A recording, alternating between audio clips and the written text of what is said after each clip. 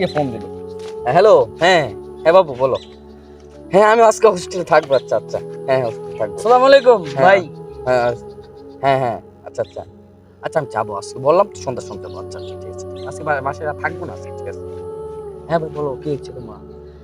তাড়াতাড়ি বলো, সময় নেই আমার। আপনারও বাড়ি এই জায়গায়, আমারও বাড়ি এই জায়গায়, হ্যাঁ, একই গ্রামে বাড়ি। মনে করেন মসজিদে একটা কাজ চলতেছে, আপনার তো কোটি কোটি টিয়া, আপনি যদি কিছু সাহায্য করতেন মসজিদের এনে। আমার তো সময় নেই বুঝছো, তোমার সাথে তো কথা, এই যে কথা যে বললাম, এই কথার জন্য আমার 5 লাখ টাকা চলে গেল বুঝছো। আর আমার ফ্লাইট, গাজীপুর ফ্লাইট অপেক্ষা করতেছে। ওই ফ্লাইটে আমি এক জায়গায় যাচ্ছি, ওখান থেকে আসি, তোমার সাথে কথা বলো, ঠিক আছে? ওকে। আমি টাকা হলো, আমার টাকার নাই অভাব। এত টাকা হয়েছে আমার, খরচ করতে জায়গা পাই না, তাই আমি করছি আকাম। রাতে আমি বাসায় না কাটিয়ে কাটাই হোস্টেলে, ওই টাকা খরচ করার জন্য। এলাকার মুরব্বী মসজিদের কাজে সাহায্য চাইতে আসলে দেখাই দিই নানান অজুহাত। আরে ভাই, অর্থ সম্পদ টাকা পয়সা সবই পরে রবে এই ভবনে। উপরালার ডাক এলে চলে যেতে হবে ওই ভবনে। তাই সময় থাকতে করো সঠিক কাজ, সময় ফুরিয়ে গেলে পাবা না কোনো মাপ।